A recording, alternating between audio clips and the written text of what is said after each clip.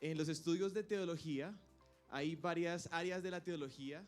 Una que, por ejemplo, estudia los eventos futuros. ¿Saben cómo se llama? Escatología. Hay otra que estudia los temas relacionados con la iglesia, que es la eclesiología. Y así hay varias. Hay una soteriología, que es de la salvación. Y quería darles una información, y es que el estudio de Dios mismo, o sea, de los atributos de Dios, del carácter y la persona de Dios, ¿saben cómo se llama? ¿Cómo? ¿Y alguna idea? Pues uno diría, pues teología, ¿no? Porque teología, Dios, teología. Pues se llama teología propia. Y yo creo que esa parte de la teología, es de las más impresionantes, poder estudiar el carácter de Dios. Y esto es lo que vamos a hacer en esta campaña, estudiar la propia teología, que es conocer a Dios mismo, su carácter y sus atributos. Y yo sé que cuando ustedes escuchan la palabra teología, eso les suena como por allá un universitario o un teólogo, un intelectual, alguien que estudió teología. Pero quiero desafiarles en algo. Aún yo sé que algunos, cuando escuchan la palabra teología, como que de una vez ponen una cruz y dicen atrás, porque esos son unos que realmente han dañado la fe y han dañado el espíritu. Pero quiero desafiarles en algo, y es que cada cristiano es un teólogo. Si tú no eres un teólogo, entonces tú no puedes ser un cristiano. Y no me refiero a que tengas que ir a la universidad a estudiar teología formalmente.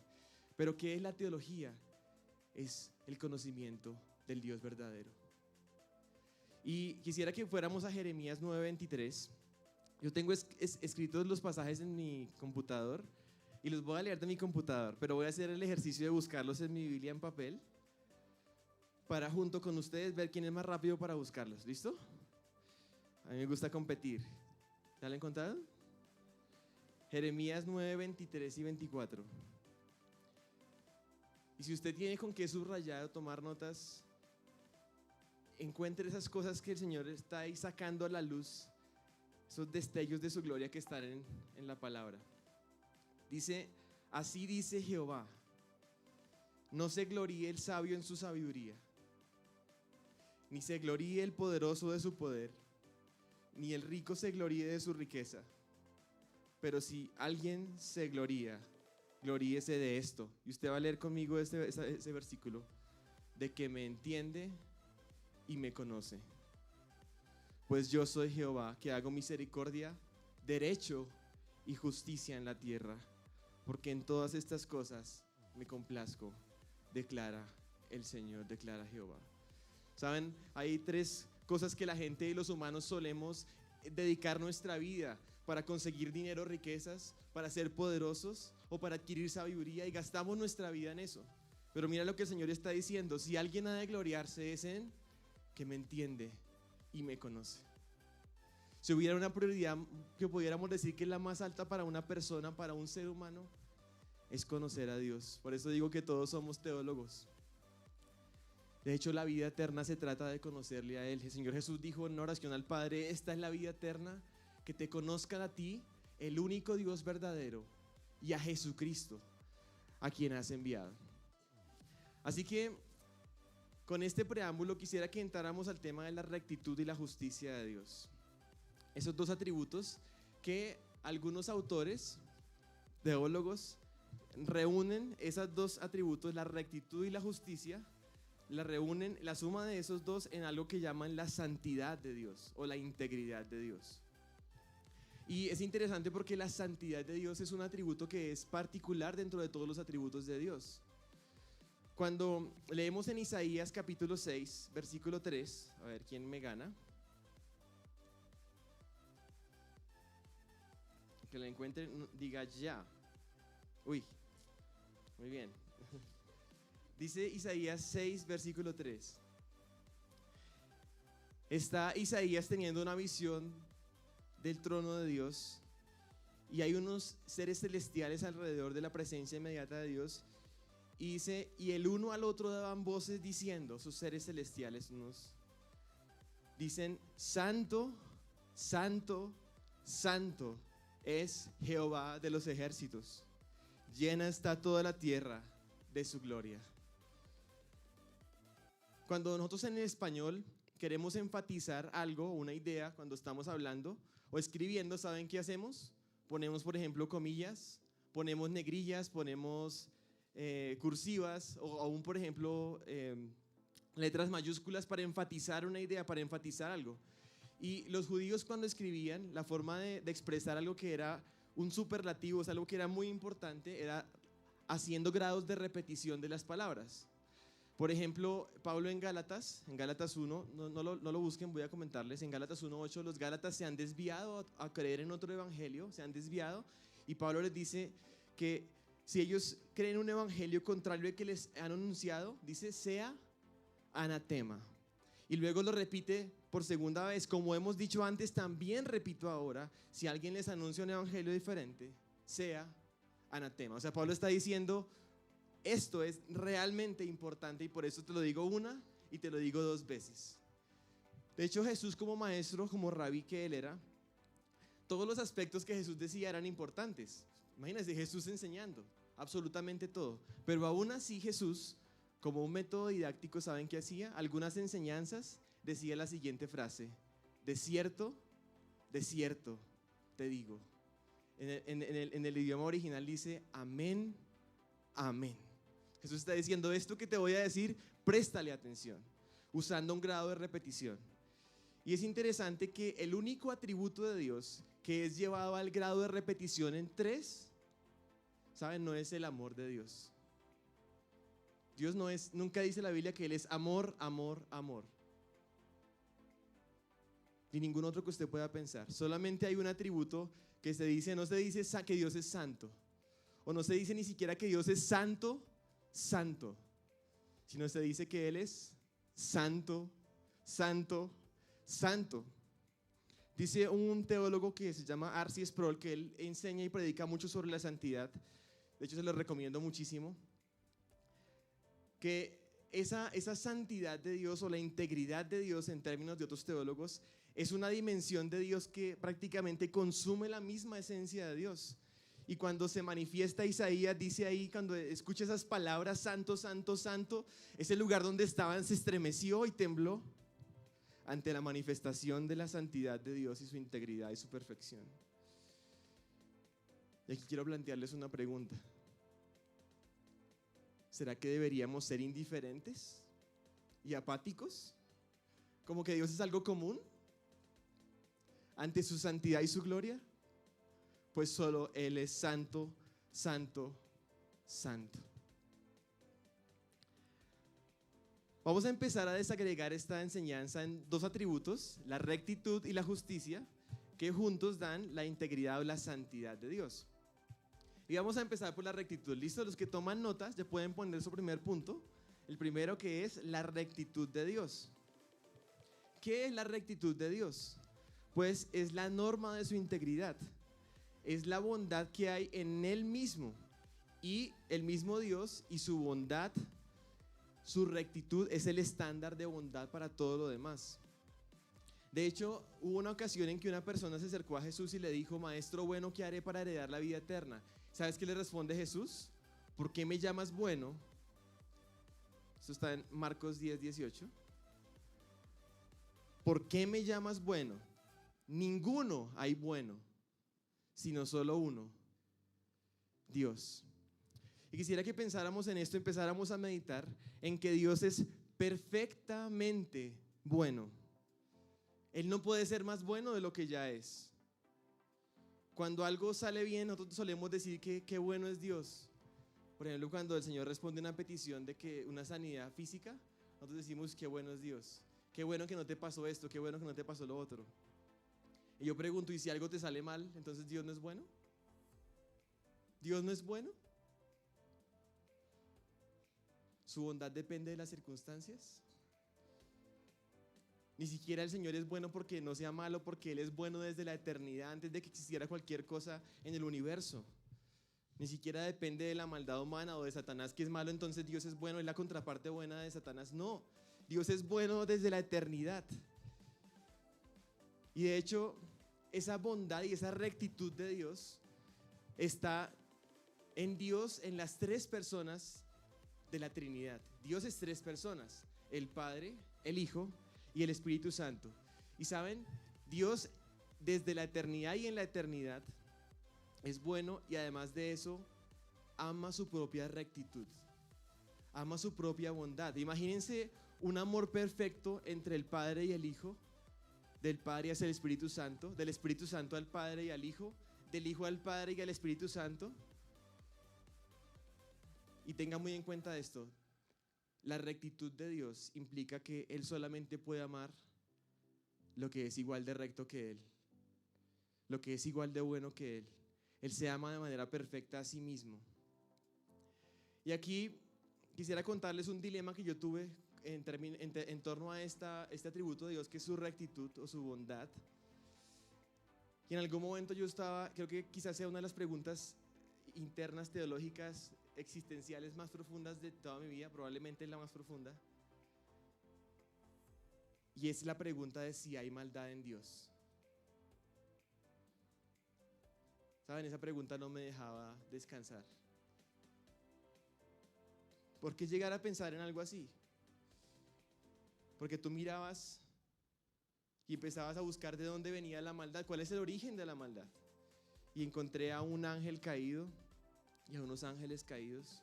Y yo decía, pero ¿cómo puede Dios haber creado esos ángeles pecaminosos como Satanás y los demonios? ¿No será que hay algo de maldad en él? ¿Cómo puede haber concebido un mundo de seres humanos pecadores? ¿Cómo pudo haber concebido un mundo lleno de corrupción y de desastres? ¿Será que hay algo malo dentro del carácter de Dios, en lo más profundo del carácter de Dios?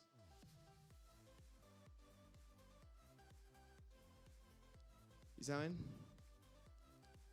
Leyendo los Salmos, la respuesta que encontré a esa pregunta es, quizás tú no entiendes la respuesta a esas preguntas, pero lo que sí puedes saber, por cierto, es que nunca, jamás hay maldad en Dios, porque Él es perfectamente bueno. Dice Génesis 1:31 que Dios vio todo lo que había hecho y era bueno en gran manera.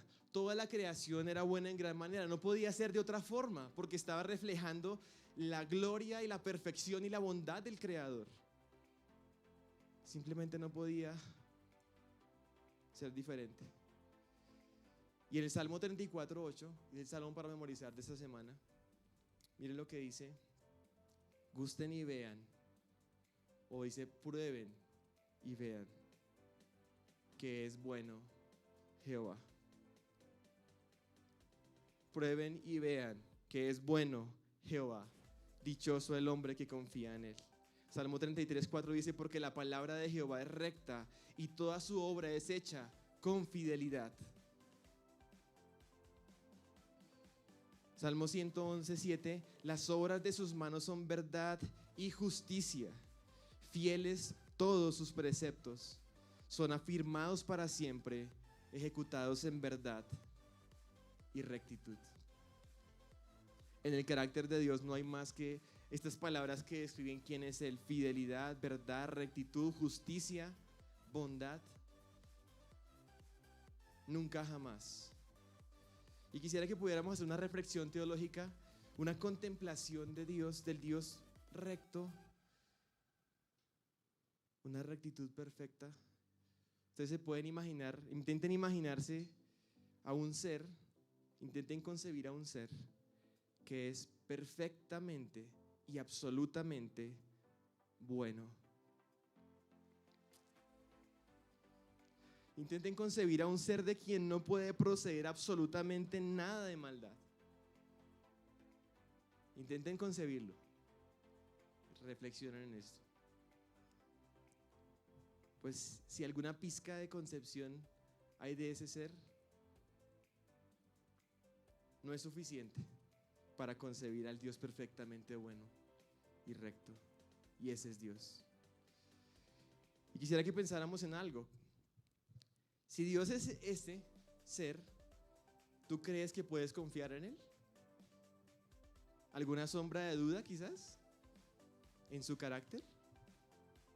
¿En su bondad? Aún a pesar de que no entiendas cómo lo que te sucede obra para bien, tú puedes saber que, por cierto, Él sí obra todo para bien porque Él es bueno. ¿Así tú no lo entiendas? O sea, su bondad depende de que tú entiendas. ¿Y no crees que Él, ese ser, Dios, el Dios verdadero, es digno de toda la gloria y la alabanza por quién es Él, pues esto me impresiona contemplar la rectitud de Dios. Ahora vamos al segundo punto, ponga ahí en sus notas, segundo, y es la justicia de Dios.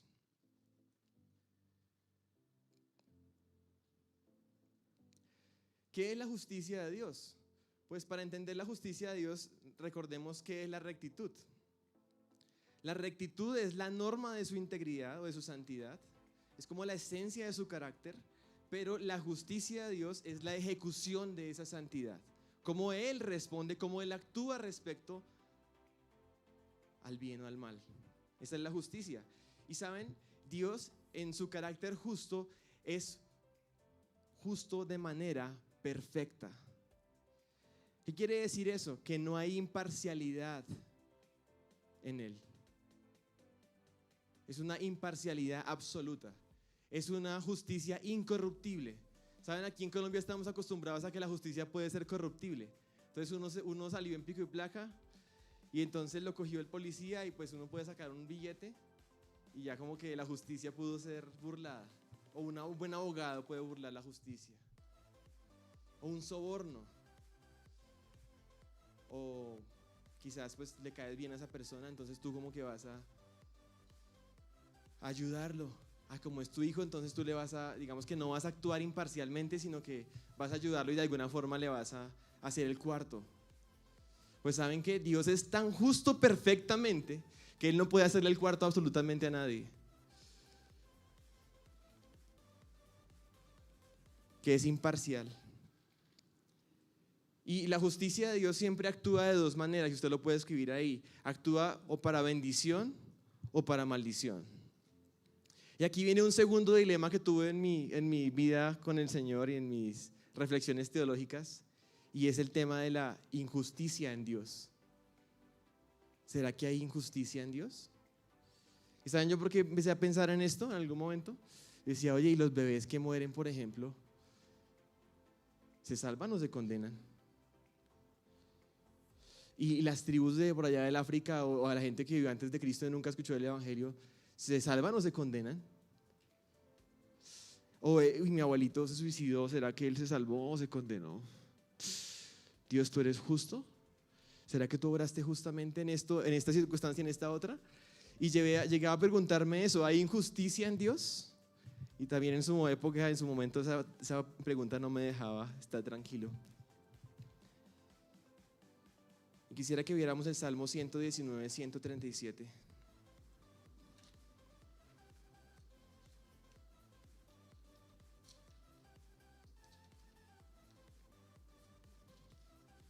¿Cómo van?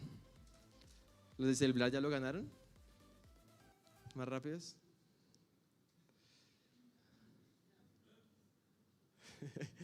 ¿Listos? Salmo 119, 137. Justo eres tú, Jehová, y rectos tus juicios. La respuesta a esta pregunta o a este dilema de si hay injusticia en Dios, la respuesta rotunda es nunca, jamás. El Señor nunca, jamás va a condenar a un inocente, ten eso por seguro. Pero el Señor nunca, jamás va a absolver a un culpable, porque su justicia es perfecta. Entonces, así yo no entiendo si los bebés van o no, tranquilo, porque Dios es justo. Y Él jamás actuará en una falsa justicia. Las tribus que nunca escucharon de Jesús, usted no se preocupe, el Señor es tan justo que si los condena, Él es glorioso por condenarlos. Y si los salva, Él es glorioso por salvarlos. Y es justo perfectamente. Y quiero retarte a algo, teniendo la justicia de Dios. Te quiero decir algo, y es que puedes descansar en la ejecución de su justicia, porque procede de su rectitud, aun cuando no entiendes todos los detalles.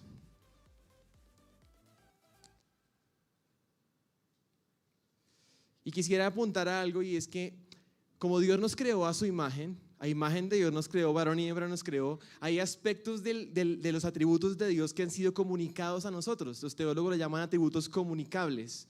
Y este atributo, de una manera hacia nosotros ha sido comunicado el atributo de la justicia. Nosotros tenemos internamente un sentido de justicia. ¿Saben cuando nos roban algo? ¿Usted lo han robado alguna vez? ¿Lo han robado? A mí muchas veces me han robado. Y cuando eso pasa, se despierta algo en mí. De hecho, cuando veo noticiero, por ejemplo, cuando un ladrón lo cogen por allá, lo agarra, el barrio lo coge, la gente del barrio lo agarra, lo linchan, le dan golpes, casi lo matan. Yo digo, ¿por qué? Pobre ladrón. ¿De dónde viene ese sentido de justicia? ¿Por qué no? Pues es su supervivencia, tiene hambre, no sé. Déjenlo, consuélenlo, aliméntenlo. ¿Por qué razón nosotros queremos hacer justicia? ¿Por qué cuando hay un asesinato nosotros queremos justicia? Y lo que quiero apuntar aquí es que esa luz, ese pincelado de justicia que tú tienes adentro, eso viene de una justicia recta, perfecta y superior que ha sido comunicada a ti. Tu justicia no es perfecta. A nosotros nos conviene la relatividad respecto de la justicia. Pero quiero que veas cómo es una realidad, que hay una realidad del bien y del mal, y de cómo el bien y el mal requieren una acción, una retribución. Y quisiera contarles una pesadilla que tuve, que me hizo entender un aspecto de cómo la justicia de Dios actúa con ira hacia la maldad. Yo les di ejemplos de robos, de asesinatos, cómo uno se ve involucrado en esto, pero yo tuve una pesadilla un día en el que unas personas violaban a una de mis hijas. Tuve una pesadilla de eso. Y cuando yo fui por mi hija, y obviamente ya no podía hacer nada porque ya la habían violado a mi hija, ¿saben? En mi sueño yo experimenté odio muy profundo y una ira terrible. Y yo creo que aún la ira que se experimenta cuando somos expuestos a la maldad de ese tipo, al infanticidio, por ejemplo, a la violación, a la maldad en todas sus formas, la ira humana que se despierta en nosotros, ¿saben qué es? Otra vez una pincelada de una ira santa y perfecta de Dios hacia la maldad donde quiera que esté. Es una ira que no es sentimental ni emocional, o sea, Dios no se venga de las personas. Dios simplemente es recto y justo y hace lo que es perfecto. Dios, que es perfectamente justo y santo, no se enojará contra la maldad. Más bien, yo creo que si Dios no se enojara profundamente contra la maldad de este mundo, no sería un buen Dios. Más bien, porque es bueno, se enoja y tiene una ira santa. Y quiero que pensemos un momento, reflexionemos aquí. Pensemos un momento en el peso de la ira de Dios que emana de su rectitud y su justicia. El peso de la ira de Dios que condena la maldad donde quiera que esté. Y a veces nosotros estamos tan acostumbrados a la misericordia de Dios cada día que sale el sol sobre justos e injustos, que llueven, que hay cosechas para todos y que hay cosas buenas cada día que una persona se come un plato de comida, cada vez que tiene su mascota, cada vez que tiene sus hijos, su familia, cada día que respira. Estamos tan acostumbrados y nos parece que eso es común, que eso lo merece la humanidad.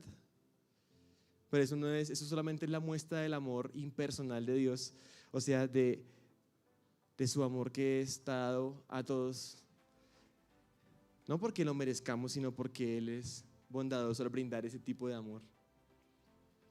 Estamos tan acostumbrados a eso que cuando escuchamos cosas como la ira de Dios, como las acciones justas de Dios hacia la maldad y hacia caer juicio sobre la humanidad, nos parece que es demasiado radical, nos parece muy extremo, ¿saben?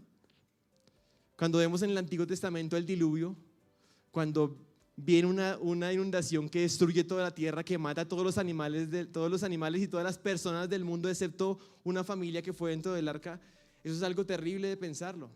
Niños, mujeres, ancianos, toda la humanidad destruida en el diluvio. Y eso nos parece demasiado aterrador. O vemos cuando los israelitas llegaron conquistando Canaán, ordenados por Dios a matar a mujeres, a niños, animales, a personas, como una acción de juicio de Dios a esas naciones. Y nos parece como que, uy, no, esto es algo que, uy, no, primitivo. Estamos tan acostumbrados a su misericordia que nos parece primitivo la expresión de su santidad y de su justicia. Cuando Ananías y Zafira del Nuevo Testamento van a dar una ofrenda y mienten y cae muerto Ananías y después Zafira, como que uno dice, uy, no, este no puede ser el Dios verdadero. ¿Acaso Dios no es amor y misericordioso? Ese es el Dios verdadero, santo, perfecto, justo, pero grande en misericordia. Saben, Dios es paciente, y la razón por la que todo este mundo no ha caído en fuego y ha sido destruido es porque Él es paciente y grande en misericordia. Y saben, ustedes dirán, ¿y cómo puede ser Dios glorificado al condenar y al hacer juicios como estos? Dios es glorificado al juzgar. Imagínate si no juzgara la maldad. Sería un terrible Dios. Sería completamente injusto y malo si la maldad quedara impune en el universo. Dios es glorificado en la condenación de los malvados. ¿Cómo Satanás podría glorificar a Dios? Por su maldad glorifica y muestra todavía más la bondad de Dios. Nuestra maldad acentúa la bondad de Dios. No es que la cree, sino la acentúa. Nuestro juicio, si es que fuéramos al infierno, sería completamente glorioso para Dios. De hecho, quiero contarles algo. Uno cuando habla de estos temas es muy sentimental, o sea, metemos mucho la emoción, entonces ustedes ven que estoy emocionado. Y cuando pienso, por ejemplo, en mis hijas, ya les conté esa pesadilla terrible, ahora hay otra que puede ser no una pesadilla, sino es una realidad. Cuando pienso en ellas, si esas dos preciosas que yo amo tanto, si ellas fueran delante de Dios y ellas no son halladas en Cristo, ellas van a ser condenadas al lago de fuego. Y eso a mí como padre, sentimentalmente hablando, como que le digo, no debería ser así. Pero ¿saben qué? He tenido que llegar al punto de decir, Dios, tú eres perfecto, bueno, justo y glorioso. Si mis hijas han de condenarse en el lago de fuego, tú eres digno de alabanza. Porque la rectitud que ellas tienen no da tu estándar. Y ante esa realidad, mis sentimientos hacia ellas son de clamar a Dios por su salvación, porque ellas le sigan, porque ellas le conozcan. Pero Dios seguiría siendo justo, glorioso, digno de toda mi alabanza si ejecutara juicio hacia ellas. ¿Sí ven que mis sentimientos aquí no mueven la balanza de Dios? Ni lo hacen menos bueno, ni injusto, porque somos tan sentimentales a veces. Ahora vamos al siguiente punto, tercero, y es en vista de la rectitud y la justicia de Dios, quisiera que pudiéramos analizar un poco la rectitud humana. Mirémonos un poco hacia nosotros. Pues si la rectitud de Dios es la norma de su integridad,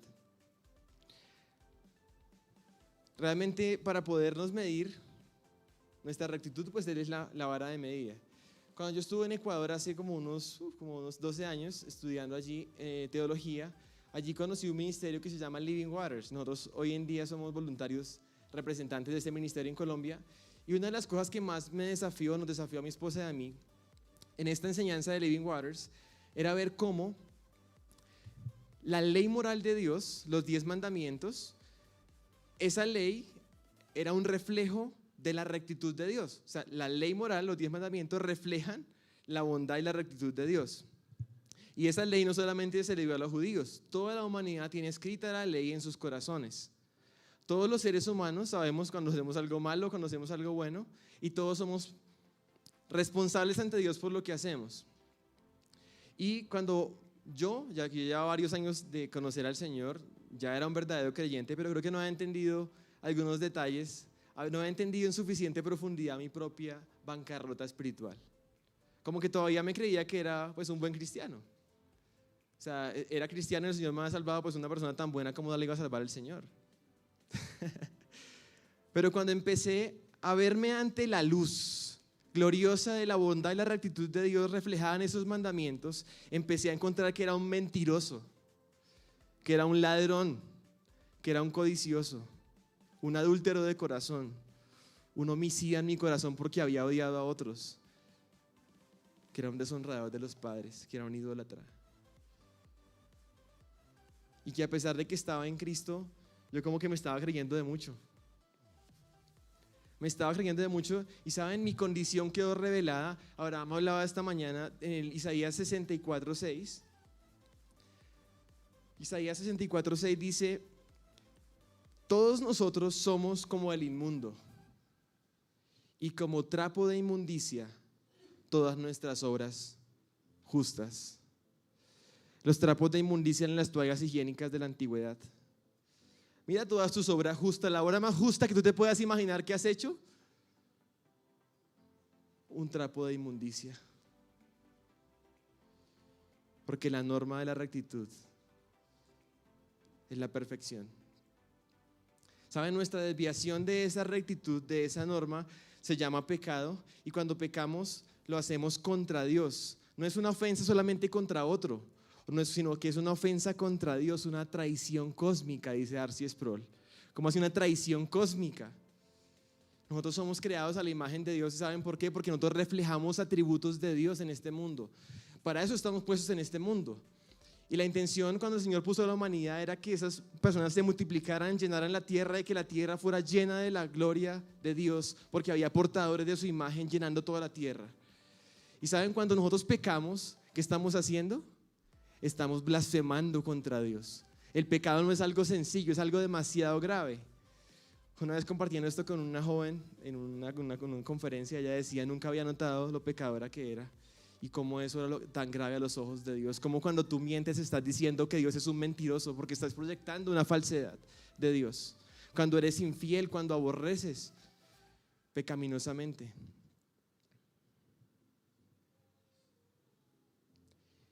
Y por eso el pecado no puede tener otra consecuencia que ser digno de muerte,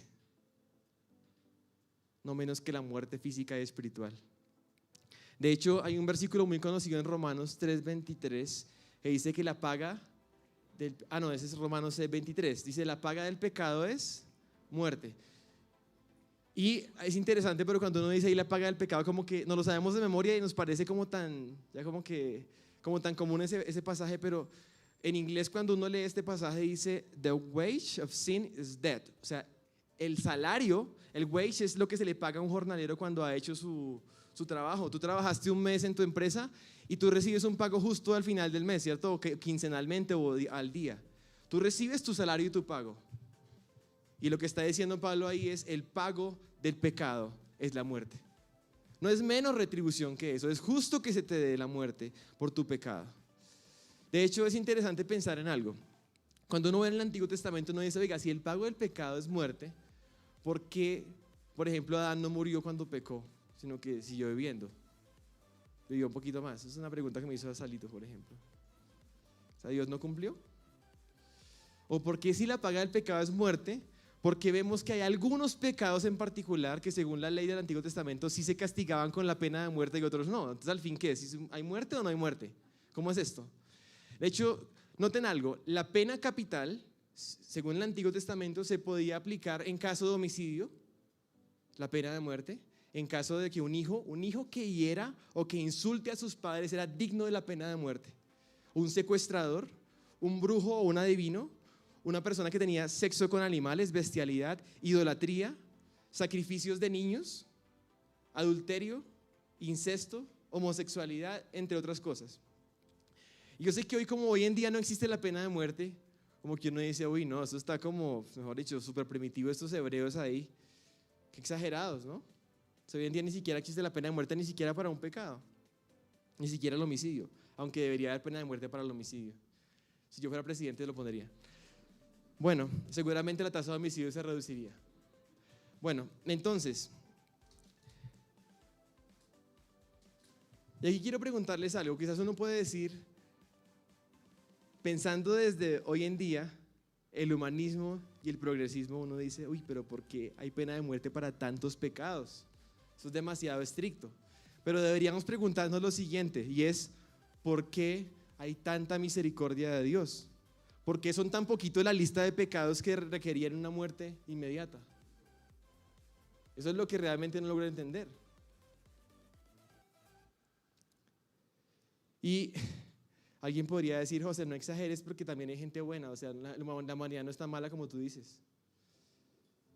E incluso hay gente que no son cristianos, sin Cristo, que son buenos, hacen buenas obras, tienen todo en orden, dan a los pobres.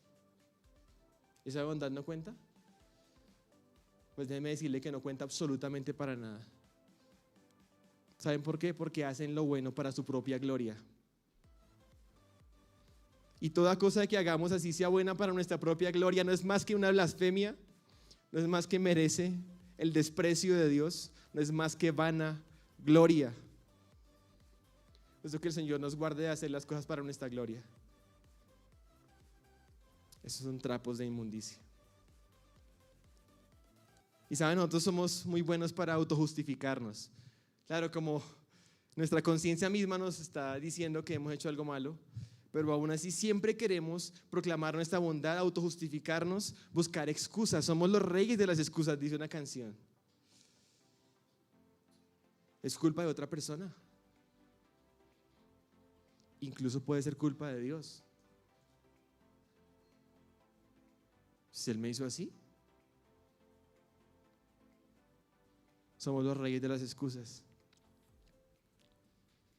¿Saben? Una de las formas como podemos diagnosticar que estamos siendo autojustificándonos o excusándonos es porque muchas veces vemos muy fácilmente todos los errores de los demás y estamos juzgando todo el tiempo, criticando en otros. Y preferimos escondernos, preferimos negarlo, como el caso de Adán que huyó de Dios. O en Juan 3:20 dice que todo el que hace lo malo odia la luz y no viene a la luz para que sus acciones no sean expuestas. Y yo creo que este tema de la rectitud humana y de la maldad humana a tal punto, quizás a veces uno no es tan consciente de qué tan depravado es el ser humano y qué tanta maldad hay en este mundo y qué tanta misericordia está Dios mostrando ante esa realidad. Y les voy a dar un ejemplo un poco asqueroso, pero que a mí me ayudó a entender un poco la profundidad y el grado de la pecaminosidad humana. Yo no sé si ustedes se han preguntado alguna vez a dónde van todos los excrementos de la humanidad. Yo no sé si ya vieron el programa Discovery a dónde es que van, o no sé, pero... O sea, imagínense toda la humanidad aquí en la ciudad de Bogotá que va al baño, descarga, va al baño y descarga en un edificio que viven 100 familias, va al baño y descarga, y en cada familia hay 5 personas, va al baño y descarga. ¿A dónde va todo eso? Yo no sé si se han preguntado eso, pero miren, un día pensando en esto, en algún momento cerca de mi casa hubo un problema con las cañerías, ahí en la Cali con 26. Imagínense qué pasó. El olor era una cosa terrible, era horrible o sea, sentir ese olor a humanidad. Imagínate si llegara a salir a la luz todo eso en una ciudad llena de habitantes, de millones de habitantes como Bogotá. ¿Qué putrefacción sería esto? Si hubiéramos que andar encima de todo eso, untarnos, sentir todo esto. Pues saben, yo creo que los pecados que nosotros podemos ver son prácticamente como las cacas de los perros que hacen en el piso, apenas lo superficial, lo que nosotros vemos en la gente. Pero lo que tú puedes ver si cerraras las puertas aquí adentro de las puertas de las casas, adentro de las habitaciones de los niños, adentro de las habitaciones de los esposos, adentro de la soledad de la humanidad, adentro de los pensamientos del ser humano, sería putrefacción. Sería algo terrible que solamente Dios sí puede ver y Dios sabe. Por eso digo, Dios, tú eres misericordioso, eres compasivo, eres lento para la ira. Pero ¿cómo puedes tolerar a esta humanidad? ¿Cómo puedes tolerarnos?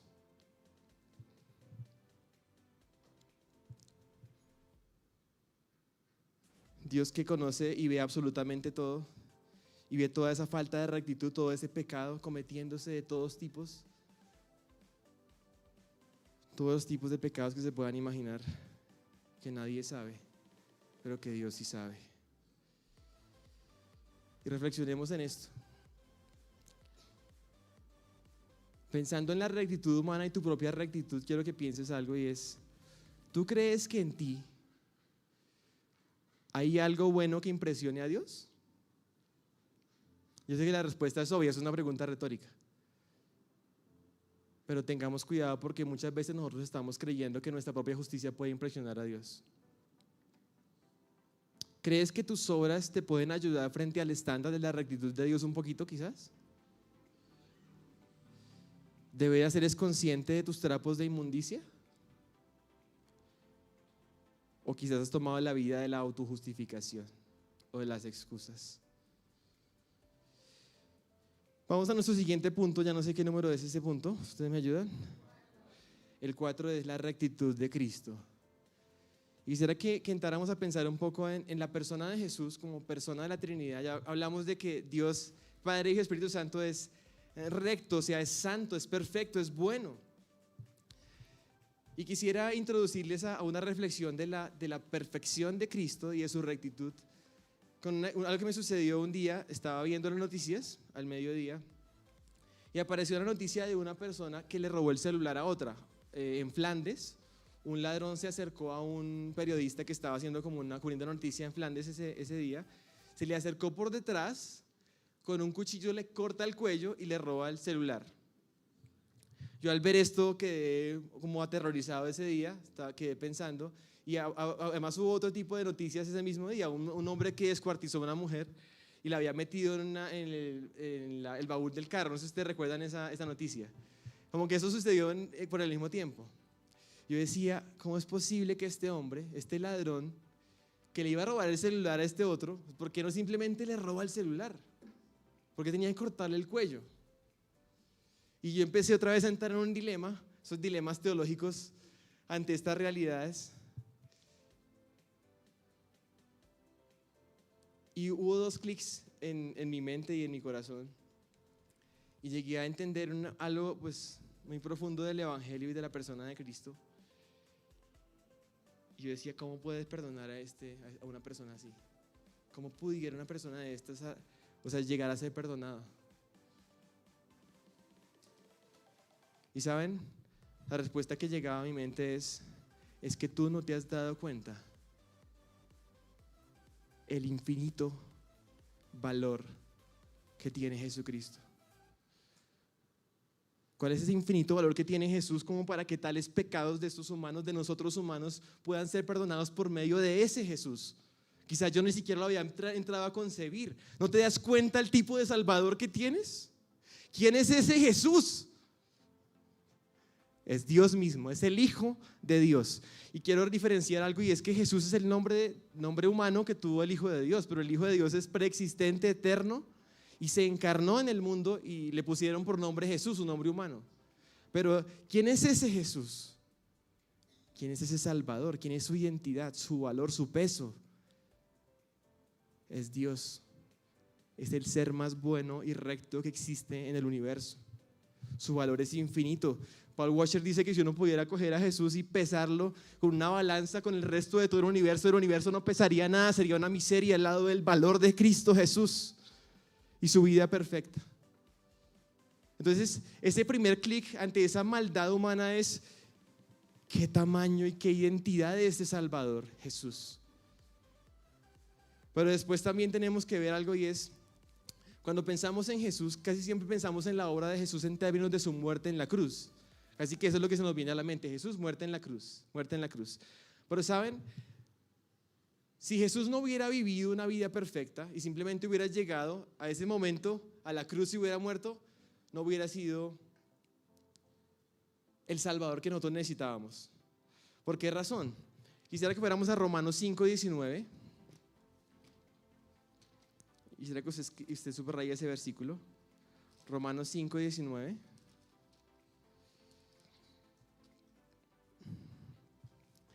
Dice, está comparando a Adán y a Cristo, Dice, porque así como por la desobediencia de un hombre, los muchos fueron constituidos pecadores, así también, ¿qué dice ahí? Por la obediencia de uno, los muchos serán constituidos justos. ¿Saben? La muerte de Jesús forma parte de lo que Él hizo por nosotros, pero su vida y su obediencia perfecta desde que nació, siendo un niño, siendo un joven, siendo un adulto, porque a veces los niños dicen, pero yo no tengo una referencia de Jesús siendo un niño. Sí la tienes. Jesús fue tentado como niño, vivió las dificultades que los niños viven, pero no pecó. Fue tentado en todas las cosas, pero no pecó. Su rectitud se demostró en su vida humana perfecta, cumpliendo y viviendo la vida que tú y yo no hemos podido vivir. Cumpliendo y viviendo la vida que Adán no pudo vivir, nuestro padre Adán. Cumplió todo aquello en donde nosotros hemos fallado. Y saben, cuando pienso en la vida de Cristo y en su rectitud, quiero llamar la atención a ustedes a algo, y así cuando pensamos en los grandes hombres admirables de nuestra fe, ¿saben qué se nos viene a la mente casi siempre? A Noé, ese que obedeció a Dios. Se nos viene a la mente Abraham, el padre de la fe. Quisiera ser como Abraham, tener esta fe de Abraham. Se nos viene a la mente Moisés abriendo el mar rojo con ese poder. Vemos al rey David matando a Goliat y esa valentía. Vemos a Salomón con esa sabiduría. Pero saben, todos ellos eran hombres con trapos de inmundicia encima. Solamente eran sombras. Así que no nos perdamos de quién es aquel glorioso Salvador nuestro, que realmente es digno de imitar, el modelo de nuestra rectitud. Estos hombres que les acabo de mencionar son ejemplares porque nos muestran algunas cosas de Cristo, porque nos apuntan a Jesús, porque nos muestran en su fracaso su fe en Dios y su salvación también por la fe en Cristo. Y claro, la muerte de Jesús también tiene todo que ver con esto. Ya hablamos de la identidad del Hijo de Dios, hablamos de su obra o su vida en obediencia, y ahora vamos a hablar de su muerte. Y es interesante porque Jesús no era digno de muerte física porque no había pecado, pero el punto aquí no es la muerte física de Jesús. Yo también pensaba una vez en un dilema, decía, pero sí, listo, crucificaron a Jesús, le dieron latigazos, salió mucha sangre y todo esto, y murió, pero ¿eso es suficiente para pagar por los pecados de esta humanidad? Pareciera como muy poquito. Creo que debería de haber sido un castigo peor que eso. Entonces, ¿cuál es el meollo del asunto de la muerte de Cristo? ¿Su muerte física? No fue su muerte física, aunque era parte. Pero creo que lo más poderoso ahí es como aquel que no conoció pecado, aquel que es santo y perfecto desde la eternidad, ¿saben qué hace? Volvemos al ejemplo de los excrementos. ¿Se acuerdan el ejemplo de los excrementos? O de la basura. Cuando uno se unta de basura o siente el olor. Imagínense como si a Jesús le hubiera caído, se hubiera sumergido en excrementos. Aquel que es más puro y más santo y más recto y más perfecto que ningún otro en el universo, que podría decir que tiene fobia a ese tipo de maldad y de pecado. Por eso es que el Señor dice, si es posible pasa de mí esta copa, pero no se haga mi voluntad sino la tuya. Eso era algo que Jesús casi ni siquiera podía concebir. ¿Cómo es posible ser cargado con el pecado? Pero además de eso, que Dios ejecute su justicia sobre el pecado, que caiga la ira de Dios, que caiga el peso de todo el infierno, el peso de 1.000 millones de soles sobre él. ¿Quién es este Jesús? No debería, si fuera una criatura cualquiera, Jesús, ¿saben? Habría sido destruido en el primer momento de que la ira de Dios le cae encima. ¿Cómo puedes sobrevivir a esto, Jesús? Porque Él era Dios. Y quisiera que viéramos en 2 Corintios 5, 21. Y aquí hay dos conceptos muy, muy importantes.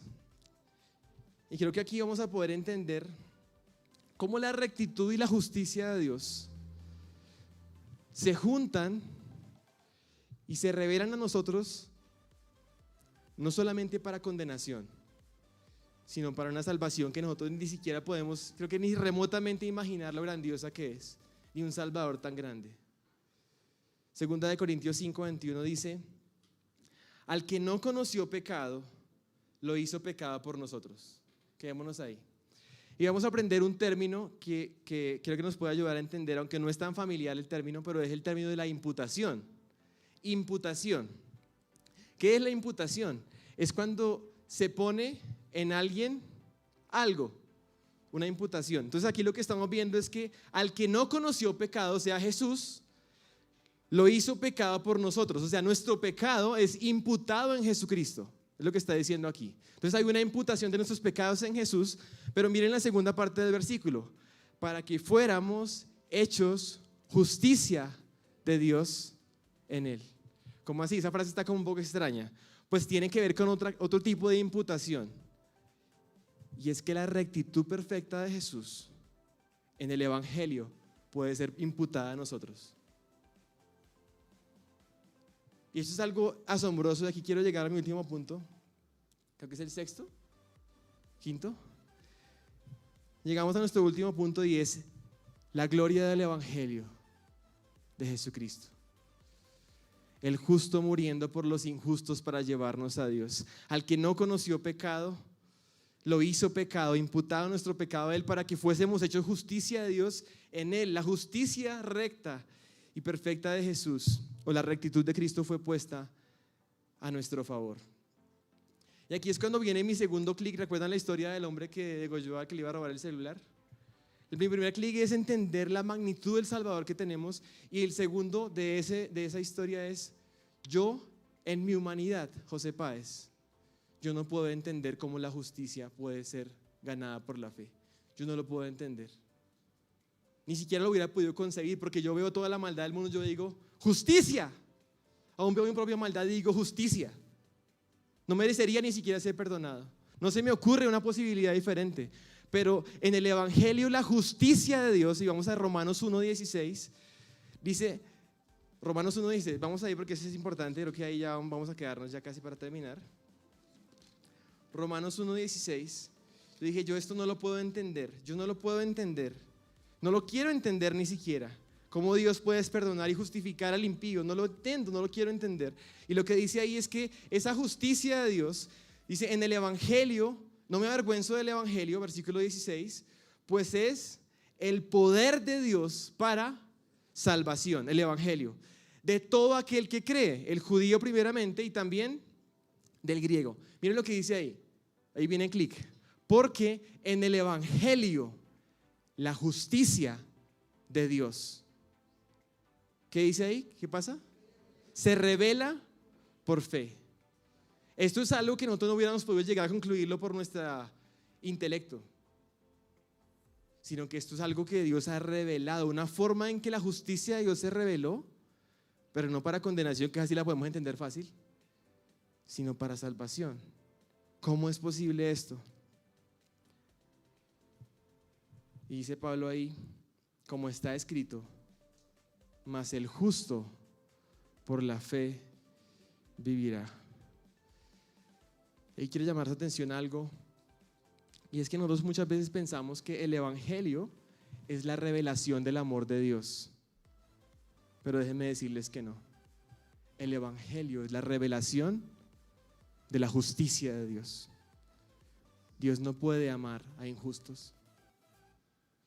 De manera impersonal sí, así como sale el sol sobre buenos y malos, justos e injustos, pero Dios de manera personal jamás, nunca jamás puede amar al injusto. Por eso el Evangelio se revela la justicia de Dios, y ese es el punto de contacto de la humanidad con Dios. No es el amor de Dios, sino la justicia de Dios. Es como la puerta de entrada a Dios, porque el amor de Dios no opera independiente de su justicia, porque la justicia de Dios solo puede bendecir a su propia rectitud. Dios solamente puede bendecirse a sí mismo, solo puede amar su propia rectitud. ¿Recuerdan la Trinidad? Entonces, ¿cómo es posible que Dios pudiera amarnos de manera personal a nosotros? Eso solamente es posible por la imputación de la rectitud de Jesús en nosotros. Y entonces Dios ve la rectitud de su Hijo Jesús puesta en nosotros, la perfección de su Hijo Jesús en nosotros, y entonces nos puede amar de manera personal. Y entonces nos puede bendecir juntamente con Cristo. Entonces nos puede acercar a conocerle a Él. Por eso dice Jesús, la vida eterna es que te conozcan a ti, el único Dios verdadero, y a Jesucristo a quien has enviado. Si Jesucristo no está, nosotros no tenemos ninguna posibilidad delante de Dios. ¿Y saben cómo se llama esa imputación de la justicia de Cristo a nosotros? Eso tiene un término que Pablo usa en Romanos que se llama justificación. Ser declarado justo, puesta la rectitud de Cristo en mí. ¿Y cómo ocurre eso? Romanos 4:3. Ya que estábamos en Romanos, le va a quedar fácil ir hasta Romanos 4:3. Romanos 4:3 dice, porque dice la Escritura, y creyó Abraham a Dios, y le fue contado por justicia.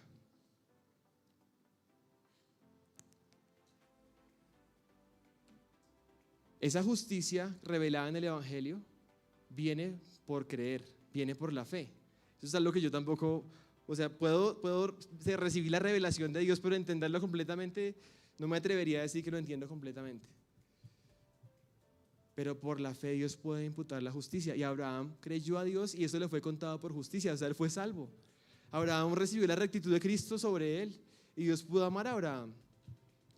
Y saben, este tema de la fe es importante porque a veces pensamos que la fe es como algo extraordinario, como que uno hace fuerza a ver cuánta fe puedo tener y a ver si, no sé. Y en algún momento yo le decía al Señor, Señor, aumenta mi fe. Como si yo quisiera tener una fe más grande. Y un día el pastor Alberto me dijo algo que me hizo en un clic, y es, ¿sabes? La respuesta que Jesús dio a los discípulos cuando le preguntaron eso, le pidieron, Señor, aumentanos la fe, ¿sabe cuál fue? Si su fe es así de chiquitica, como un granito de mostaza, es suficiente. O sea, el Señor te está diciendo, no es tu fe extraordinaria lo que hace la diferencia,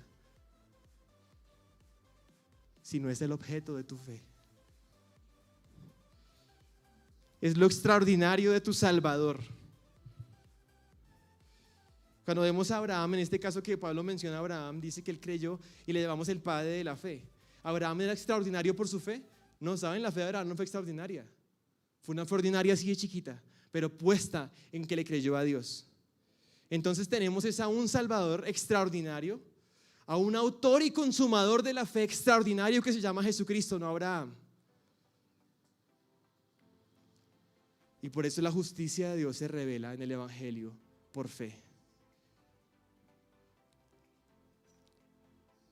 Y hablando del amor de Dios, les comenté que a veces pensamos que el Evangelio es la revelación del amor de Dios.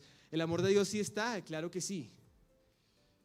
Pero a veces somos tan sentimentales. Hay canciones, por ejemplo, que dicen, tu amor me envuelve, me sostiene, amor sin condición. ¿Cierto?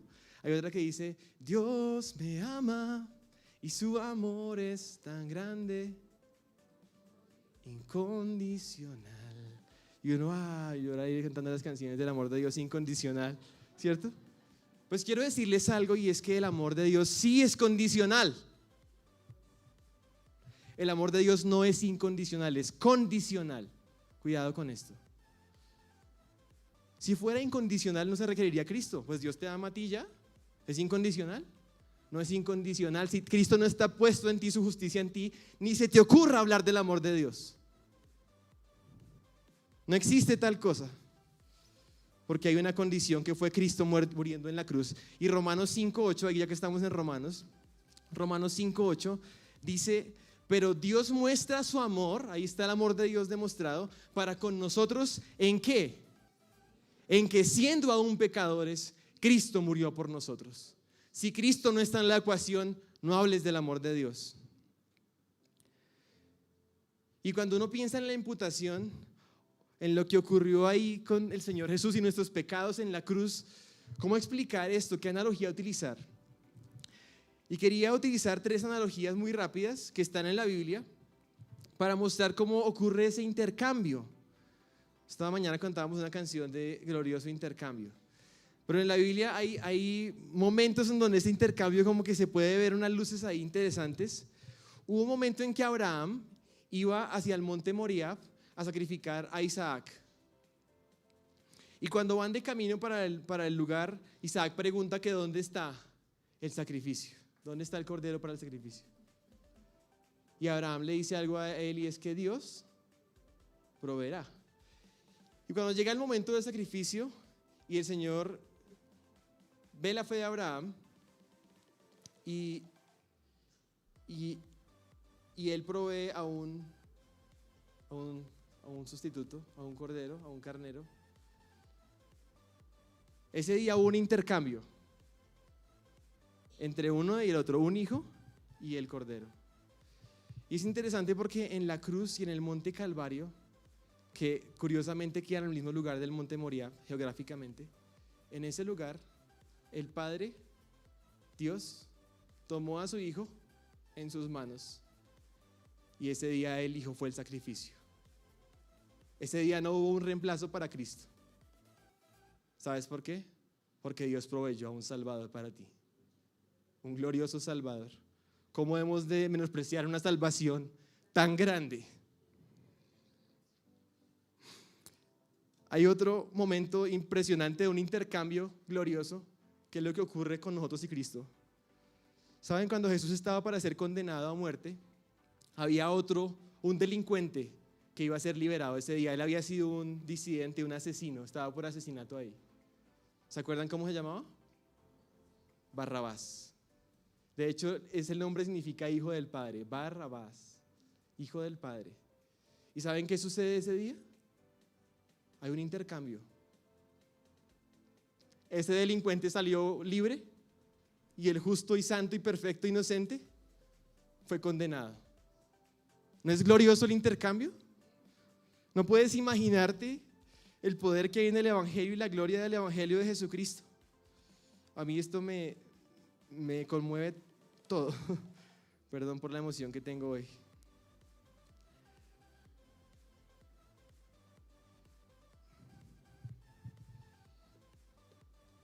¿Saben? Dios nunca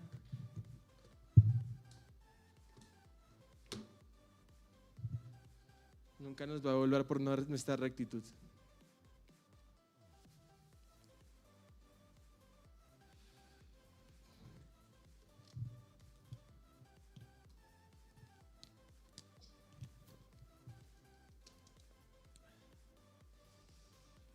Bueno,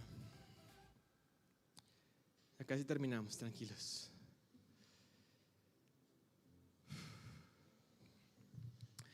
Y lo que quisiera, una de las cosas que yo tenía como objetivo y decía, Señor, ayúdanos en este día, toda la iglesia, es que de una vez por todas nos despojemos de toda nuestra autorrectitud, de toda nuestra autojusticia, de todos nuestros trapos de inmundicia. A veces creemos que ser cristiano se trata de ser buenos, de hacer las misiones ahora, de hacer buenas cosas y todo eso. ¿Será que de eso se trata el cristianismo? Quizás otras religiones se tratan de eso, pero no el cristianismo. ¿Cuándo tú vas a estar haciendo lo suficiente? Tú siempre vas a sentir que no estás haciendo lo suficiente, ¿sabes? Por más de que hagas, nunca es suficiente, porque no es suficiente. Esa rectitud propia no sirve para nada. Y dice Romanos 10, ya que estamos en Romanos, vamos rápido ahí. Romanos 10, 2. Y eso es importante porque si hay una pizca de tu rectitud a la que todavía te estés agarrando, ¿sabes? Tú realmente no entiendes el Evangelio. Si hay una pizca, tú realmente no estás justificado en Cristo. Mira lo que dice Romanos 10:2, y Pablo está hablando de sus compatriotas judíos. Dice, porque yo testifico a su favor de que tienen celo de Dios, pero no conforme a un pleno conocimiento, pues desconociendo la justicia de Dios. ¿Qué dice ahí? ¿Escuchan? ¿Pueden leer otra vez esa parte? Y procurando establecer su propia justicia, no se sometieron a la justicia de Dios. ¿No entienden? Si te estás intentando agarrar a tu propia justicia, tú no entiendes la justicia de Dios revelada en el Evangelio. ¿Tú crees que pudiste hacer algo meritorio para tu salvación? Si crees que pudiste hacer algo meritorio, tú no entiendes el Evangelio.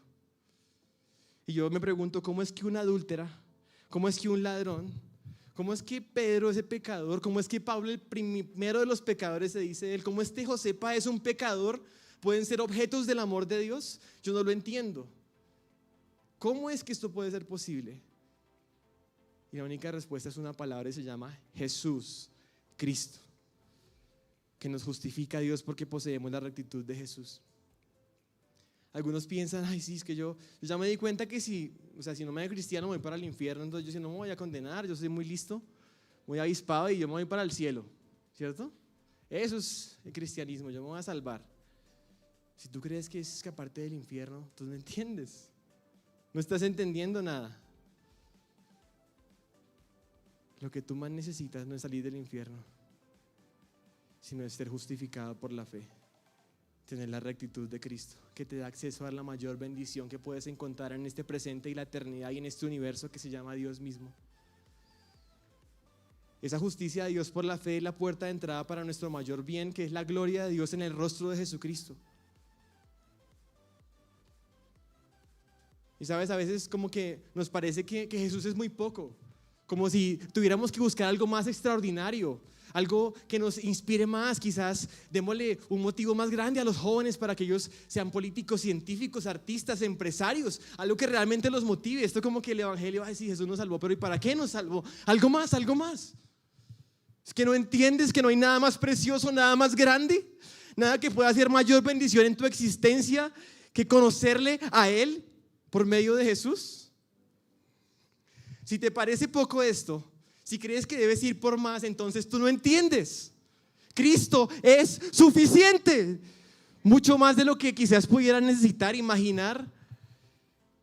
Si Él no es suficiente para ti, entonces no estamos entendiendo. ¿Sabes? Yo en algún momento pensé, yo cuando vaya al ministerio y vaya y predique y vaya y haga toda la obra y entonces viaje por un lado y viaje por el otro, como que ahí voy a sentir que estoy siendo realizado, estoy encontrando el propósito de mi vida, por fin estoy haciendo mi gran sueño. ¿Y saben qué pasó cuando hice todo eso? Empezó a desvanecerse toda esa emoción. ¿Cómo así? Hacer todo esto como que siento que no me satisface, como que siento que me está cansando. ¿Sabes? Yo mismo no estaba entendiendo que yo ya tenía lo que necesitaba. No tenía que buscarlo en un ministerio ni siquiera. A veces estamos pensando, cuando yo tenga ese trabajo, cuando tenga esa persona, cuando me case. Si tú estás pensando que necesitas algo más que Cristo para ser suficiente, no estamos entendiendo. Aun cuando nuestro fracaso toca la puerta, cuando toca mi puerta mi fracaso, mi propio pecado, no tengo otra cosa que decir. Como dijo Simón Pedro a Jesús, ¿a quién iré? Si solo tú tienes palabras de vida eterna. Y he creído y sé que tú eres el Santo de Dios. ¿Aún creemos que lo malo que nos sucede, será que no encaja con una bendición tan grande? Es porque no entendemos. Y quisiera terminar con este pasaje, este sí es el último, Romanos 8:28. Y quisiera que usted vea cómo todo lo que hemos hablado hoy, cómo esa rectitud, cómo la justicia de Dios revelada en el Evangelio por la fe y en el valor y la persona de Jesús viene a poner todo, absolutamente o casi todo en su lugar. Leamos Romanos 8:28. Y piensa en esto, ¿crees que lo malo que sucede no encaja con esa bendición de Dios en Cristo? Sabemos que para los que aman a Dios, todas las cosas cooperan para bien. Esto es, para los que son llamados conforme a su propósito. ¿Saben por qué todas las cosas cooperan para bien? Porque Dios es bueno, por su carácter. Porque a los que de antemano conoció, también los predestinó para ser hechos conforme a la imagen de su Hijo, para que Él sea el primogénito entre muchos hermanos. A los que predestinó, a esos también llamó. A los que llamó, a esos también, ¿qué dice ahí? Y ya entendemos que es la justificación. Si no hubiera justificación, no habría nada para ellos. Y a los que justificó, a esos también glorificó. Y entonces, ¿qué diremos a esto? O sea, lo que Pablo está diciendo, esto que es lo más glorioso y lo más alto ya ha sido hecho por ustedes, entonces todo lo demás no es nada. Entonces, ¿qué diremos a esto? Si Dios está por nosotros, ¿quién estará contra nosotros? Miren lo que dice, el que no negó ni a su propio Hijo, o sea, la cosa más preciada en toda la eternidad, en todo el universo, sino que lo entregó por todos nosotros, ¿cómo no nos dará también junto con Él todas las cosas? O sea, todo lo demás que tú pudieras pensar está en una categoría muy inferior a lo que ya Dios te ha dado, que es a Cristo. Y entonces Él dice, ¿quién acusará a los escogidos de Dios? Mira lo que dice después, Dios es el que ¿qué? Dios es el que justifica. ¿Ahora tú lo entiendes? ¿Quién te va a acusar entonces a ti? Si Dios es el que justifica. ¿Y quién es el que te condena? Si Cristo Jesús, Él es el que murió. Sí, más aún el que resucitó, el que además está a la diestra de Dios y que también intercede por nosotros. Y voy a saltarme al versículo 37. Pero perdón, intercede por nosotros. Perdóneme porque le iba a embarrar aquí. Ya, 35. Dice ahí entonces, usted va a entender la profundidad de todo esto, con todo esto que hemos hablado. Dice él, ¿quién nos separará del amor de quién? Miren que no dice simplemente el amor, ni siquiera el amor de Dios. Noten esos detalles. Tribulación, o angustia, o persecución, o hambre, o desnudez, o peligro, o espada. Todas son cosas malas, ¿no? Tal como está escrito, por causa tuya somos puestos a muerte todo el día, somos considerados como ovejas para el matadero. Versículo 37. Pero en todas estas cosas somos, ¿por medio de quién? Miren eso, por medio de aquel que nos amó. Porque estoy convencido que ni la muerte, ni la vida, ni ángeles, ni principados, los que tienen miedo a los demonios, tranquilos, ni principados, ni lo presente, los que tienen miedo al pasado, al presente, al futuro, ni lo porvenir, ni los poderes, ni lo alto, ni lo profundo. ¿Y qué dice ahí? Por si de pronto le queda alguna duda. Nos podrá separar, pero ¿qué dice?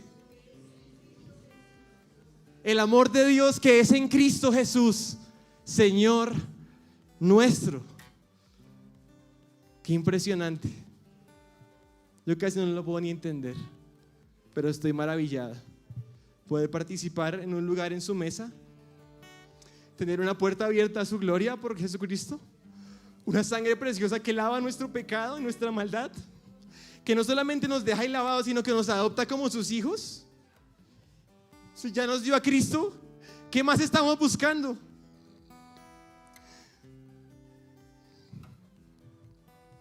Por eso nuestra gloria, si algo podemos levantar nuestro pecho y gloriarnos en algo, ¿saben en quién es? En Jesucristo.